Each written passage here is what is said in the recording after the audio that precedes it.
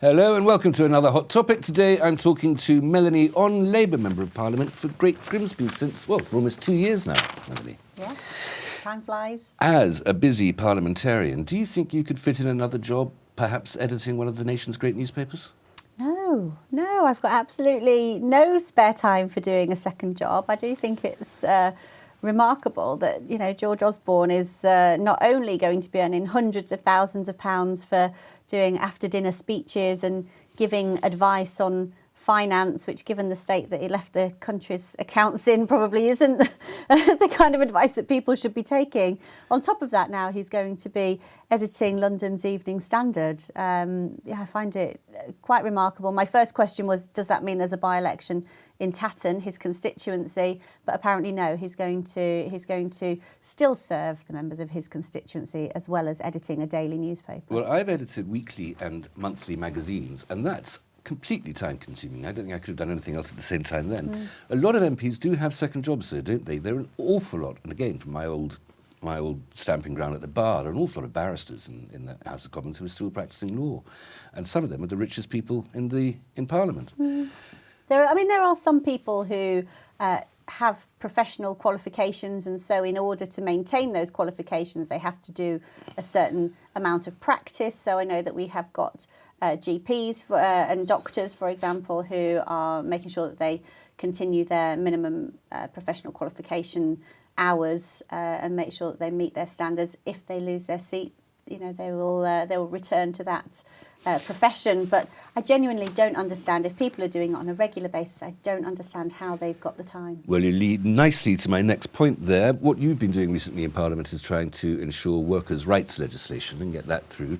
And you mentioned doctors having second jobs. Dr. Liam Fox is the Secretary of State for Overseas Trade, International Trade. He is one of the people who's not been so keen on that idea. Just quickly, act as reporter for me. What happened to your legislation? So it reached the stage of second reading and got the go-ahead for a final reading, which would have set it on the path into making full legislation. Unfortunately, on the day that it was due to receive its third reading, Conservative MPs spent about 4 hours talking about their favourite radio programmes in another debate that was taking place before mine. And so my bill has effectively died a death, which is incredibly disappointing. However, it's not the end of the road, because I did actually have the bill drafted up. Lots of people submit bills just to get an issue on the record, but I was quite determined that I wanted to see this make legislation. And it means that I've now got a full bill that has been shared across Parliament, that will have been looked at and digested by ministers and by the House of Lords. So hopefully, over the next 2 years, while we are debating and discussing the outcome of the European referendum vote and how the UK is going to leave the EU, that it will still form a basis of some of the negotiating tenets. And when it comes to the Great Repeal Bill, I'm hoping that some of the principles that are within that bill will be incorporated. It got through the committee stage as well, did it? So no, it didn't get through the committee stage, no. Okay.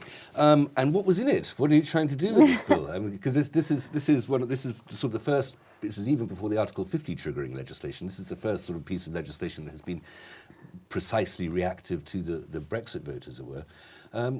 What is in your bill? Which rights are you trying to protect? Well, it was about the rules that we've got in this country that derive from the EU. And because the way that laws come from Europe and then are interpreted within the nation states are done differently, some of them will be adopted into primary legislation. So some of the things around discrimination were incorporated into the Equalities Act. So they are in primary legislation, and that becomes the nation's law, come what may. But there are other things that still reside in regulation. So things like TUPE legislation, for example, which is the transfer of undertakings and protection of earnings, is a process where people, if they're moving companies or organisations, all of their rights and their benefits with their current employer transfer across to their new employer.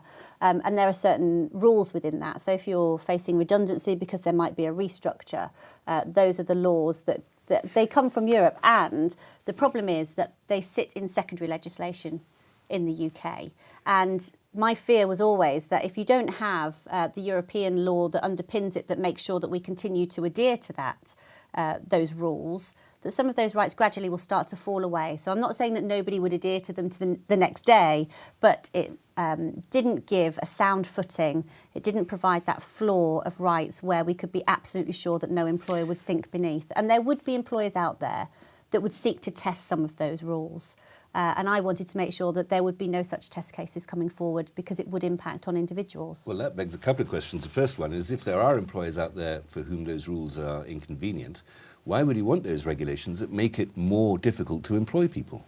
It's not about making it more difficult to employ people. No. It's about making sure that people, when they are employed, they have got the rights and that they can access those rights. And my fear was very much that if people see a loophole, so for example, we've got agency workers regulations that were set in European legislation and then came into UK legislation, but again in secondary legislation. When those rules were brought in, we started to see an increase in 0 hours contracts because although there was protection for agency workers, what it meant was that employers decided to find a way around the employment rights that gave equal rights for agency workers and started to employ people on 0 hours. So it was about... But those are people who might not be employed at all if the employers didn't have the opportunity to use that 0 hours employment. No, that's not the case. They would have used it. They would have used agencies, but they didn't want to pay the higher rates. So it's about making sure that the rights that we have, which I think are quite fragile, that lots of individuals find themselves in very difficult positions with employers and don't always, one, know their rights, two, have the ability to access their rights in the first place, and three, if they do get the opportunity to take their case to employment tribunals, will find themselves on a negative end of that. So keeping what we have, I think, is incredibly important. Obviously, I'd like to see them strengthened, but that wasn't what this legislation was about. It was about saying what we have now, we should absolutely maintain. It wasn't seeking to go anywhere beyond that. So why did the Conservatives talk it out? I think that it was a very early stage to try and bring that piece of legislation forward. And I think that there would have been nervousness that had it have been accepted, that it might have had consequences that they weren't prepared to deal with. There are also individuals within the Conservative Party who are on record, including the Prime Minister, including the Minister for leaving the European Union and the International Trade Secretary, who have all been on record saying some quite negative things about employment rights and saying that actually a deregulated market is what they are looking for, making things easier for employers, which unfortunately would impact on employees. Now, as we've can't avoid Brexit, and we'll come back to it in the second half, but very quickly, how did you vote in the Article 50 triggering legislation? I voted to trigger Article 50. I did think that there should be more time allowed for debate on some of the Lords amendments that we've seen coming through recently. This is about rights of residents from that was right, European citizens. Yes, because there was only 2 hours provided to debate what I think is quite a significant issue for lots of people in this country. But I did vote to trigger Article 50 because I do think that the British public is probably getting a bit weary of the issue of Brexit and will view any delays or any further delays as being a frustration of the process, which wasn't something that I thought would be helpful. Is it a bit frustrating sitting on the green leather benches in the elected House of Parliament when all the politics is going on with those revolutionary earls and viscounts and barons up on the red leather in the House of Lords? All the news on this issue has been coming from the House of Lords recently, not the House of Commons. Absolutely. I mean, the Lords have certainly organised themselves very well. They have picked some very key issues that I think resonate very strongly across the whole country. And when the Lords are trying to ensure that the Commons makes good law, that they have brought some particularly interesting issues forward for the government to consider. And I think it's a shame that the Prime Minister has just decided to bat that back and not give it further consideration. And I think it was worthy of that. There's also the issue, I mean, I know that you were a Remainer, you wanted to stay in Europe, and there is that sort of difficult issue which is not as easy as it sounds, that if you think one thing but your constituents think the other, then you have a bit of a quandary as a parliamentarian, I suppose, don't you? And a lot of people have been in this position because there's a majority in the House of Commons who wish the referendum had gone the other way. How do you resolve that? It is very difficult. I mean, my view is that we've just got to get the best out of whatever deal the government is going to negotiate, and that means keeping the pressure up, which is why I think it's important that the Lords have, kicked back some amendments for the House of Commons to consider. And I think that that's a role of parliamentarians, regardless really now of whether you're a Remainer or a Leaver. We've got to make sure that whatever deal comes out works for the whole country. Melanie, we're going to have to stop there for a moment. Don't go away. Please join me again in a couple of minutes.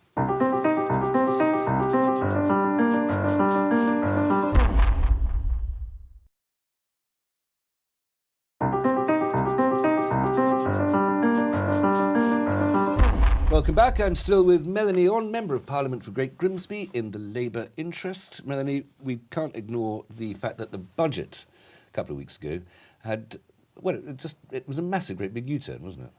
Oh, absolutely. I mean, this is massively embarrassing for Philip Hammond. You know, the Prime Minister has put her foot down and put him in his place. And this is around self-employed. She didn't have much choice. I mean, he clearly made a mistake.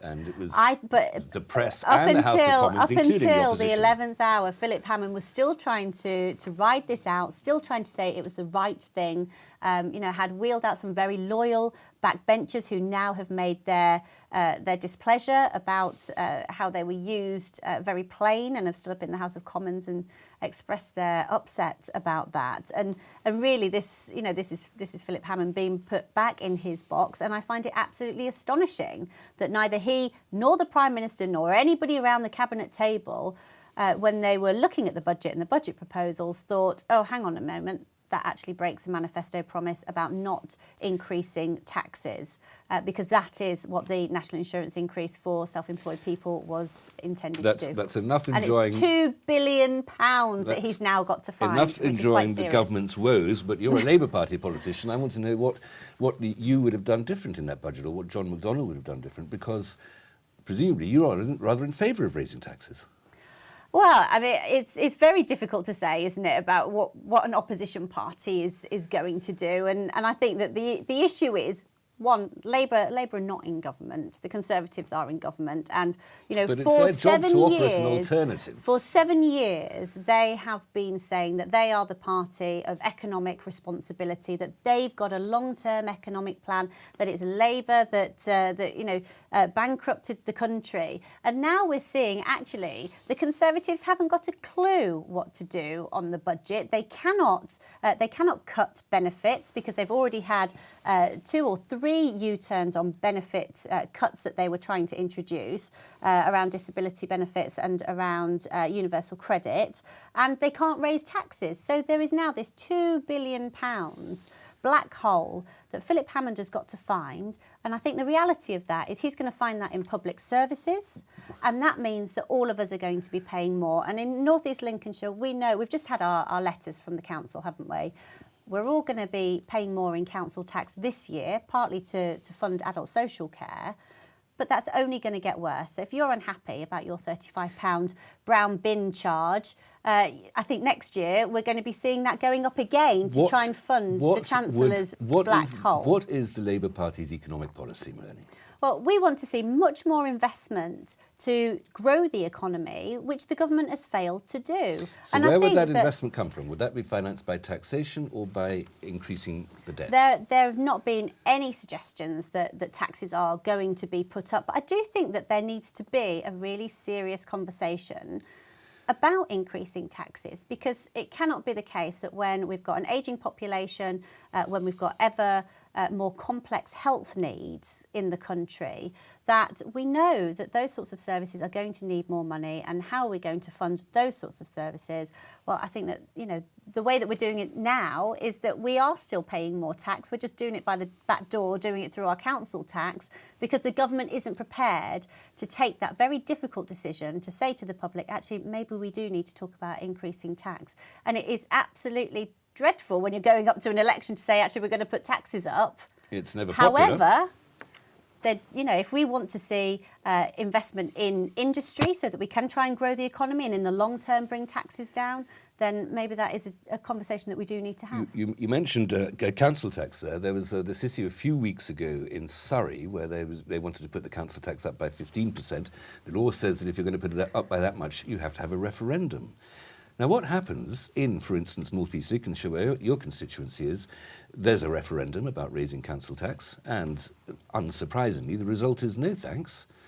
Then that's a democratic statement, and that's the voice of society. You may disagree with it. It's rather the same sort of conundrum that you have disagreeing with your constituents about Europe, isn't it?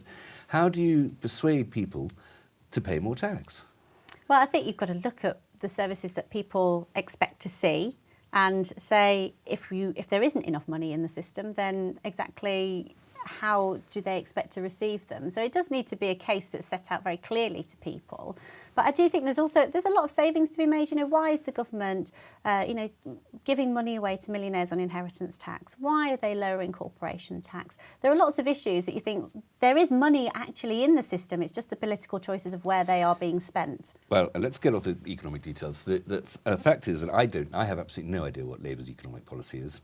And that's largely because the top end, the high command in your party, is incomprehensible, or at least incoherent, and very unpopular with certainly the parliamentary Labour Party, all you lot, the Labour MPs, even though it's got the support clearly of this massive membership in the country. How do you resolve, before going into an election in which you want to ask people to pay more tax, how do you resolve that split between... I didn't say that we were going to be asking people to pay more tax. That's very cheeky. That split between the mass membership and the high command and the leadership, and the sort of old-fashioned...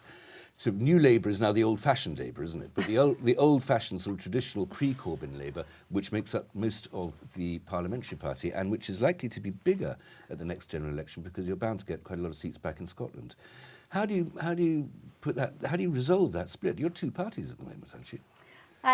There's no doubt the Labour Party's in a very unusual position, but I do think that things have calmed down significantly over the last 6 months, and so in terms of how we're moving forward, it's definitely a work in progress, to be fair, but I do think that things have calmed down. I do think that the party is working much better together than it was, for example, last year. Is there? I mean, are we looking at an earthquake here? That there is ideologically and philosophically more in common between a lot of Labour MPs and the remaining Liberals, and there are bound to be more of them in the next Parliament as well, even some sort of left-wing Tories, and that there's a faction developing in Parliament across party lines, outside the institutions of the parties, of a consensus, a progressive, internationalist, dare I say it, consensus that's small L liberal, that has been abandoned by the leadership of both of the two big parties. I wouldn't agree that is the case. I mean, I'm not. You seem to be sort of moving towards the idea of a new kind of broad church party. Well, I'm using the word faction, not party, very carefully. Yeah. I mean, I don't think that it's being ignored. No, I wouldn't say that. There are always going to be peaks and troughs and sways in terms of political opinion and differences within parties. That is always. It's always the case. Broad church Labour Party is always We're a very broad church Labour Party. Okay. Now, just one final thing on Parliament. The place is falling down around your ears. Where are you going to go? Well, next door, I think, is the actual answer. I don't think we're moving very far at all as and when a decision is made. What is next door? I mean, next door is the Department of Health, I think. So I think that the plan is to move Parliament into one of the other buildings. I can't believe that the Department of Health has as many bars as the Houses of Parliament. Well, people will have to forego their evening pint, won't they? I very much doubt that's going to happen. And one final thing, there's these community protection notices. North East Lincolnshire Council has adopted or applied to the Secretary of State to be able to issue these notices, which are effectively sort of summary fining powers. And if they're following the example of Rochdale, it's about antisocial behaviour. People could be fined in Great Grimsby for swearing, Melanie. Well, I don't think that the application of the CPNs are going to be used as liberally as that. I think that would require an awful lot of people to be monitoring the general public across Grimsby and Cleethorpes, which I just don't think is going to happen. However, CPNs in terms of tackling antisocial behaviour have proven to be very, very effective because they are immediate. The swearing thing is just a headline, I guess, although there is a freedom of expression issue there. But this is summary justice, though, isn't it? I mean, we are innocent until proved guilty and found so beyond reasonable doubt by a jury of our peers or by magistrates. However, there are executive situations. justice. Yeah, absolutely. But there are so many situations that I find in across the constituency that people bring to me where it's relatively low level, too low level for the police really to get involved. However, it can be very persistent and it can be a huge nuisance to law-abiding citizens. And this is a facility, and I suspect it will be one that is occasionally used rather than frequently used, but will be a useful tool in being able to tackle things such as noisy neighbours or little outs or people on motorbikes zipping up and down streets, which happens with frequency. And unfortunately, the police aren't always around to deal with things like that. So if we've got another mechanism, then hopefully it will make life a bit more bearable for Excellent, people. Melanie. Well, we're going to have to stop there, I'm afraid. No swearing on this programme, but then there never is, which surprises me sometimes. Thank you very much, as ever, Melanie On, MP for Great Grimsby. Join me again for another hot topic next week.